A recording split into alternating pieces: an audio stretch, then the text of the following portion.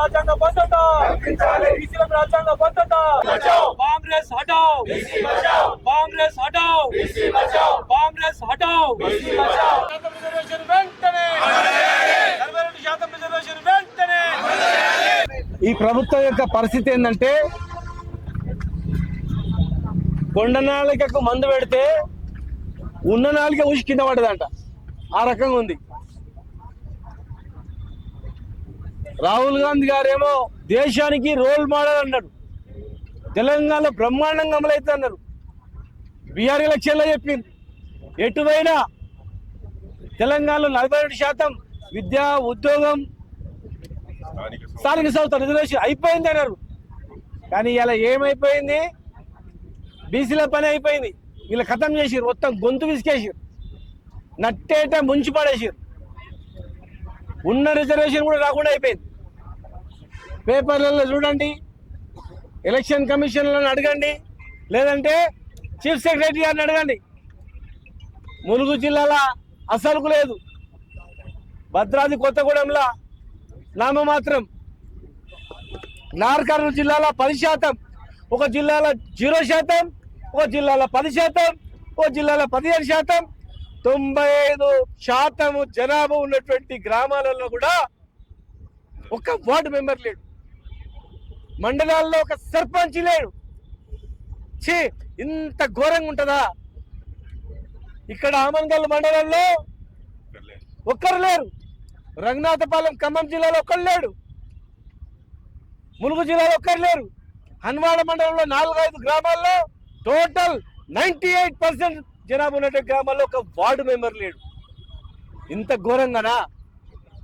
ఇంత అవమానమా? బీసీ కులగణ అని చెప్పి ఆ రోజు మీరు తక్కువ చేసి చూసినప్పుడే అర్థమైపోయింది వీళ్ళు ఏదో కుట్ర చేస్తున్నారని.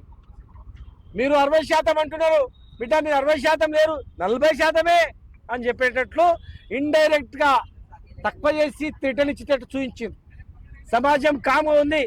ఎందుకంటే రేపు సెన్సెస్లో తెలుస్తుంది మీ మోసాలు.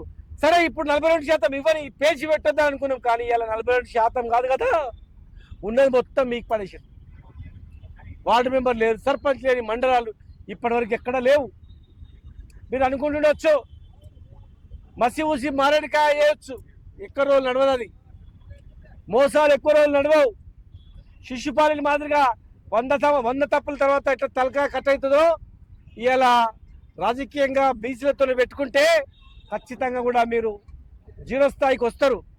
మీరు అనుకుంటుండొచ్చు ఏదో ఎలక్షన్లు పెట్టి గెలిచినోడు అందరు కూడా కాంగ్రెస్ పార్టీ అని కండవలేసి మీకు నిధులు ఇస్తాం రాండి అని పిలిచి కండవలేసి పెద్ద ఫోటో కొట్టించుకొని మొత్తం కాంగ్రెస్ పార్టీ గెలిచిందని భ్రమలు చేయాలని చూస్తున్నారేమో.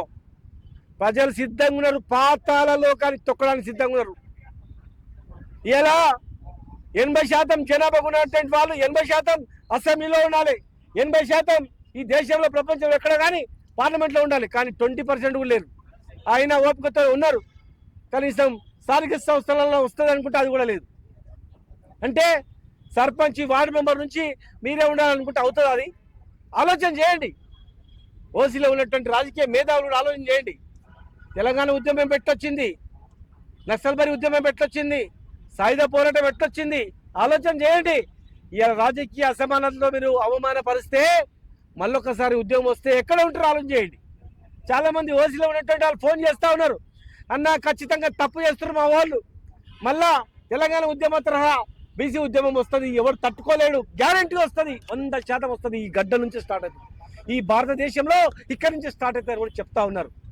మరి ఇలా మీరు ఉన్న పర్సెంటేజ్ ఇవ్వకుండా ఎన్నిసార్లు అబద్ధాలు చెప్తారు, ఎన్నిసార్లు అబద్ధాలు వేస్తారు బీఆర్ఎస్ పార్టీ మీద? బీఆర్ఎస్ పార్టీ ఎంతమంది రాజ్యసభ మెంబర్లు ఇచ్చింది, ఎంతమంది ఎమ్మెల్సీగా చేసింది, ఎంతమందిని మార్కెట్ చైర్మన్గా చేసింది, ఎంతమంది విద్యార్థులను ఈ భారతదేశంలో అత్యధికంగా గురుకులాలు పెట్టి చదివించింది మేము కాదా? మాకన్నా మీరు ఎక్కువ చేయండి, సంతోషపడతాం. విదేశీ విద్యలో పంపింది మేము కాదా? మీరు ఒక పార్టీని కాదు, కాంగ్రెస్ పార్టీలో ఉన్నటువంటి బీసీ నాయకులు కూడా బసి అవుతున్నారు. కార్పొరేషన్ చైర్మన్లు ఇవ్వరు, మంత్రి పదవులు ఇవ్వరు, ఏది ఇయ్యరు. మమ్మల్ని కూలీలాగా చూస్తున్నారు, మమ్మల్ని బానిసలాగా చూస్తున్నారని. ఇవాళ మీరు 5 ఏళ్ళు ఇంకా అయిపోయింది, 3 ఏళ్ళు ఉన్నాం, ఎవరు ఏం బీకర్ అనుకోవచ్చు, కానీ ఏదో ఒక రోజు వీళ్ళే తిరగబడి శ్రీలంక మాదిరిగానో నేపాల్ మాదిరిగానో జరిగే పరిస్థితి తెలంగాణ మాత్రం ఉంటుంది, గుర్తుపెట్టుకోండి. మీరు అనుకోవచ్చు కేసులు పెడదాం, జైల్లో పెడదాం, భయపెట్టిద్దామని. ఎవడు భయపడు. అమరవీరుల సాక్షిగా మేము చెప్తా ఉన్నాం, మీరు ఇచ్చిన మాట ప్రకారం మాట తప్పకండి. ఇలా మోసం చేసి ఎలక్షన్ ఇట్లా పెడతామంటే మీ కర్మ. మిమ్మల్ని ఎవడు కూడా బాగు చేయరు, ప్రజలను ఎవడు ఆపలేడు, నిర్బంధాలు ఆపలేవు, కేసులు ఆపలేవు. ఇలా మీరే సమాధులు లోక్కుంటున్నారు, గుంతలు లోక్కుంటున్నారు మీరు భూస్థాపితం కావడానికి. మిమ్మల్ని ఎవడు అడిగిండా? మీరే ఇస్తామన్నారు. ఒక కామన్ డిక్లరేషన్ అంటే ఓన్లీ 42% రిజర్వేషన్ మాత్రమేనా? విద్యాలయం ఇవ్వరా? మా తమ్ముళ్లకు చదువుకోవడానికి డాక్టర్లు కావద్దా? ఉద్యోగాలలో ఇవ్వరా? బడ్జెట్ ఇవ్వరా? ఎన్నో హామీలు ఇచ్చి ఇవాళ ఇస్తారని ఇది ఒక్కటి కూడా ఎలక్షన్ల చుట్టూ తిప్పి మోసం చేస్తారా? ఒక జిల్లాలో 0%. కామారెడ్డిలో ఏదైతే కాంగ్రెస్ ప్రభుత్వం ఎన్నికల సమయంలో అడ్డగోలు హామీలు ఇచ్చింది, దాంతో పాటు రిజర్వేషన్ల విషయం ఎక్కడ రిజర్వేషన్ లేవు, ఏది లేదు. 2 జీవోలు వచ్చినాయి, రెండు ఆర్డినెన్స్ వచ్చినాయి. విద్యా ఉద్యోగాలలో ఒకటి రాజకీయ రిజర్వేషన్ స్థానిక సంస్థలలో. ఇలా రెండింటికి పరిమితమైనది ఒక్కటే దానికి వచ్చింది మళ్ళా. ఎందుకంటే విద్యలో ఇవ్వాల్సి వస్తుంది, ఎంప్లాయ్మెంట్లో ఇవ్వాల్సి వస్తుంది, వెళ్ళి పెడతారు, స్టూడెంట్స్ తిరగబడతారు. జీవోలు ఇచ్చిన తర్వాత అమలు కాకపోతే దీన్ని కప్పిపెట్టింది. ఇలా విద్యార్థి లోకమంతా మా రామకృష్ణ ఆధ్వర్యంలో రాష్ట్ర వ్యాప్తంగా ఇలా 1200 కోట్ల బకాయి పడ్డారు ఫీజు రియంబర్స్మెంట్ కింద. వాళ్ళు సిద్ధమవుతా ఉన్నారు, ఎప్పుడెప్పుడా అని చెప్పి కాచుకొని ఉన్నారు. ఇలా బీసీ సంఘాలు మొత్తం కూడా గొడవ చేస్తూ ఉన్నాయి. మా సర్పంచుల సంఘాలన్నీ కూడా కదులుతా ఉన్నాయి. యాదవ్ గారు ఆధ్వర్యంలో, ప్రణల్ చంద్ర ఆధ్వర్యంలో, మా కుమార్ గారు ఆధ్వర్యంలో ఎంపీటీసీలు, మా గుజ్జ కృష్ణ గారి ఆధ్వర్యంలో బీసీ సంఘాలు జీవితాలు సర్వం దారపోసినటువంటి అందరు కూడా అక్కడ రాజన్న అందరు కూడా. కనుక మా విద్యార్థి లోకాన్ని కానీ మా సంఘాలను కానీ ప్రజాప్రతినిధులను మీరు ఆపలేరు. తెలంగాణ ప్రజాప్రతినిధుల ఫోరం సిద్ధంగా ఉంది, త్యాగాలకు సిద్ధంగా ఉంది. మీరు సరి చేసుకోకపోతే ఇట్లా ఎలక్షన్ పెట్టి అణచివేస్తామంటే ఎట్టి పరిస్థితిలో ఊరుకోం. రిటైర్ అయిన ఉద్యోగులకు కూడా పైసలు ఇస్తలేరు, పిఆర్సీ ఇస్తలేరు, ఏదో ఒక్కటి చక్కగా ఉంది. రైతులకు ఏం చేస్తలేరు, అన్ని చేస్తామని చెప్పి చివరకు కనీసం 42% అయినా వస్తుందంటే దీని కూడా మోసం చేస్తున్నారు. కనుక ఖచ్చితంగా మేము ఊరుకోం, ఉద్యమాన్ని ఉధృతం చేస్తాం. మీరు పోలీసులను పెట్టి ఎలక్షన్ నడుపుకోవచ్చు మాత్రం, కానీ మనసులో ఉన్నటువంటి గాయాన్ని మీరు మార్చలేరు, ఆర్పలేరు. గ్యారెంటీగా దీన్ని అంచెలంచెలుగా వేస్తాం. కాంగ్రెస్ బీజేపీ పార్టీలదే బాధ్యత. లేనటువంటి ఎలక్షన్లో పార్టీ పరంగా ఎట్లా ఇస్తారు? ఎవరి చెవులో పువ్వు పెడతారు? మేము చదువుకోలేదా? మేమంతా చదువుకోలేనటువంటి వాళ్ళు అనుకుంటున్నారా? తప్పది. ఎంపీటీసీలు జెడ్పీటీసీలు పార్టీ పరంగా ఇస్తారు. ఎట్లా ఇస్తారు? ఏ రకంగా ఇస్తారు? కనుక అన్ని పార్టీలో ఉన్నటువంటి ప్రజాప్రతినిధులు, అన్ని పార్టీలో ఉన్నటువంటి మేధావులు ఈసారి ఇట్లా రాకపోతే మళ్ళీ మీరే ద్రోహం చేసినట్టు, ఈ జాతికి ద్రోహం చేసినటువంటి వాళ్ళు అవుతారు. కనుక దయచేసి మీరందరూ కూడా ముందుకు రావాలని చెప్పి 2 పార్టీలే బాధ్యత తీసుకొని సరిచేసి 42% ఇస్తే సరిపోయి, లేకపోతే ఖచ్చితంగా పెద్ద ఉద్యమాన్ని ఇక్కడ నుంచి స్టార్ట్ అయితే దేశవ్యాప్త ఉద్యమానికి ఇది కేంద్ర బిందువు అయితే తెలంగాణ కూడా మీ ద్వారా తెలియజేస్తా ఉన్నాం. అధ్యక్షులు తెలంగాణ బీసీ విద్యార్థి సంఘం ఈ రోజు 42% రిజర్వేషన్లు కల్పిస్తానని చెప్పి రాష్ట్ర ప్రభుత్వం బీసీలను నట్టేట ముంచేసింది. ఇచ్చిన మాట తప్పి ఈరోజు కులగణన లెక్క బయట పెట్టరు. అఖిల పక్షాన్ని ఢిల్లీకి తీసుకెళ్లరు, ప్రధానమంత్రిని కలవరు, కేంద్ర మంత్రులను కలవరు, అసలు ఏమాత్రం ప్రయత్నం చేయరు. రాబోయే రోజుల్లో పార్లమెంట్ సమావేశాలు ఉన్నాయి. పార్లమెంట్ సమావేశాల్లో మీకు 99 మంది ఎంపీలు ఉన్నారు కాంగ్రెస్ ప్రభుత్వానికి. ఇండియా కూటమికి 200 పైగా ఎంపీలు ఉన్నారు. కనీసం రాబోయే పార్లమెంట్ సమావేశాలలో ప్రయత్నం చేయొచ్చు కదా. ఏ మాత్రం ప్రయత్నం చేయకుండా ఒక పక్కన రాహుల్ గాంధీ గారేమో కన్యాకుమారి నుంచి కాశ్మీర్ వరకు జనాభా తమాషా ప్రకారం రిజర్వేషన్లు కేటాయించాలని చెప్పి ఆయన అంటా ఉన్నారు. ఇక్కడ ఏమో కాంగ్రెస్ నాయకులేమో ఆయన మాట బేఖారు చేస్తా ఉన్నారు. ఇప్పుడు కాంగ్రెస్లో 42% రిజర్వేషన్లు కాదని చెప్పి 46 జీవో తీసుకొచ్చి స్థానిక సంస్థ ఎలక్షన్ నిర్వహిస్తుంటే కాంగ్రెస్ పార్టీలో బీసీ ప్రజాప్రతినిధులు ఎందుకు సైలెంట్గా ఉన్నారు? ఎందుకు మీ మాట చెల్లట్లేదు?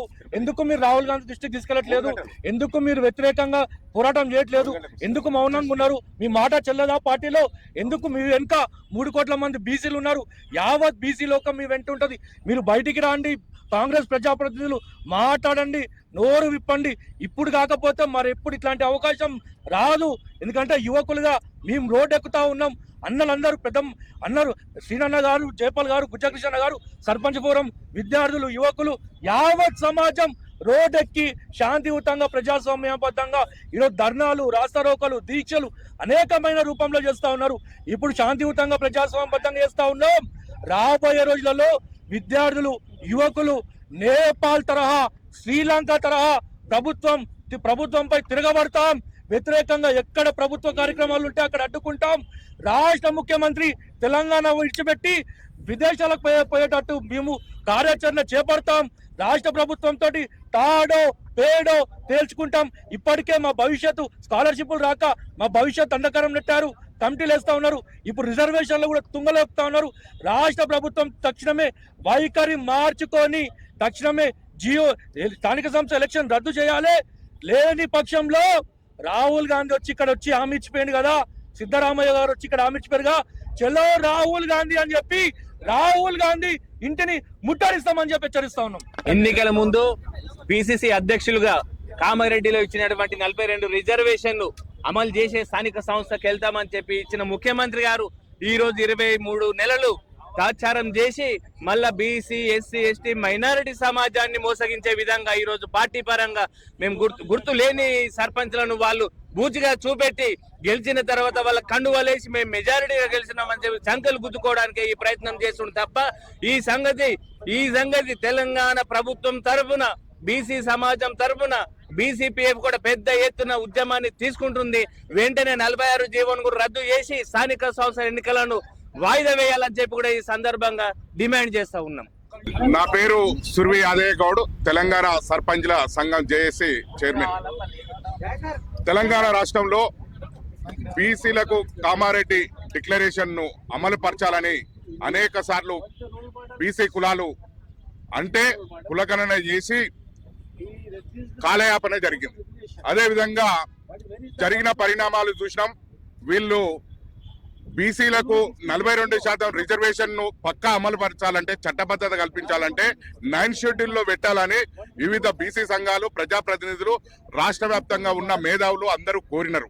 అయినా కానీ వీళ్ళు కావాలని ఒక 9 జీవో తీసుకొని వచ్చి హైకోర్టులో వేసి దాన్ని కొట్టేపించి వాళ్ళతోనే కొట్టేపించుకొని ఇవాళ కాలయాపన చేస్తూ మేము పార్టీ పరంగా ఇస్తామని ఒక కథలు కల్లిబొల్ల మాటలు చెప్తున్నారు. కానీ సర్పంచ్లకి ఏ రకంగా చూస్తున్నా కానీ పార్టీ పరంగా ఉండదు, పార్టీ సింబల్ ఉండదని అనేక మంది చెప్పినా కానీ వీళ్ళు మొండి వైఖరితోని ఎన్నికలకు పోతుంటే గతంలో ఉన్న 22% కుదించి ఇవాళ ఒక్కొక్క జిల్లాలో 17%, 11% బీసీలకు రిజర్వేషన్లు అందినాయి. కాబట్టి మీరు తక్షణమే స్థానిక సంస్థల ఎన్నికలకు పోకుండా రిజర్వేషన్లు పక్కా అమలుపరిచి స్థానిక ఎన్నికలకు పోవాలి. లేని ఎడల కాంగ్రెస్ పార్టీని పాతాళ లోకం దొక్కేందుకు బీసీలంతా సంసిద్ధమైనరని మేము కోరుతున్నాం. కాబట్టి ఇప్పటికైనా బీసీలకు న్యాయం చేయాలంటే మీరు రిజర్వేషన్ పక్కా అమలుపరిచి స్థానిక సంస్థల ఎన్నికలు నిర్వహించాలి. అన్ని లంగ చేష్టలు, దొంగ చేష్టలు, మోసపు మాటలు, దగాకోరు మాటలు, ఎన్నికల ముందు ఇచ్చినటువంటి డిక్లరేషన్స్ కానీ, ఎన్నికల ముందు ఇచ్చినటువంటి గ్యారంటీలు కానీ అవన్నీ కూడా ప్రజలు మోసం చేసేది. అందులో భాగంగా ఈరోజు కామారెడ్డి డిక్లరేషన్ బీసీలకు 42% ఎన్నికల ముందు ప్రకటన చేసిర్రు. బీసీలను మోసం చేసిర్రు. బీసీలు అందరూ ఏమనుకున్నారంటే నిజంగా 42% లోకల్ బాడీస్లో మాకు రిజర్వేషన్స్ వస్తాయి, అదేవిధంగా 42% విద్యలో కానీ ఉద్యోగాల్లో రిజర్వేషన్ వస్తాయి, అదేవిధంగా సంవత్సరానికి 20,000 కోట్ల బడ్జెట్ బీసీ సప్లాన్ వస్తుందని చెప్పి అందరూ కూడా ఆశపడ్డారు. నిజంగా కాంగ్రెస్ పార్టీ ఇచ్చినటువంటి వాగ్దానాలకు మోసపోయి ఓట్లేసి గెలిపించినందుకు ఈ రోజు కాంగ్రెస్ ప్రభుత్వం బీసీలకు మొత్తం కూడా మెడకు ఉరేసింది. ఇలా బీసీలు అందరూ కూడా ఈరోజు తప్పకుండా కాంగ్రెస్ ప్రభుత్వం పైన, కాంగ్రెస్ పార్టీ పైన తప్పకుండా యుద్ధం చేయడానికి సిద్ధంగా ఉన్నారనే విషయాన్ని ఈ సందర్భంగా తెలియజేస్తా ఉన్నారు. ఇచ్చినటువంటి 46 జీవోను రద్దు చేసుకోవాలి, ఎన్నికల రద్దు చేయాలి, రాజ్యాంగబద్ధంగా 9th షెడ్యూల్లో చేర్చి ఆ విధంగా పార్లమెంట్ ఆమోదించిన తర్వాతే, రాజ్యాంగ భద్రత కల్పించిన తర్వాతనే బీసీల ఎన్నికలు జరపాలి. ఆ విధంగా ఎంపీపీలు కానీ, జడ్పీటీసీలు కానీ, సర్పంచ్లు కానీ, జిల్లా పరిషత్ చైర్మన్లకు కల్పించాలి. దాంతో పాటు చిత్తశుద్ధి ఉంటే బీసీలకు కూడా 42% రిజర్వేషన్ చట్టసభలో, అసెంబ్లీలో, పార్లమెంట్లో కల్పించడానికి కూడా ప్రయత్నం చేసి మీ చిత్తశుద్ధి నిరూపించుకోవాలని డిమాండ్ చేస్తా ఉన్నాం.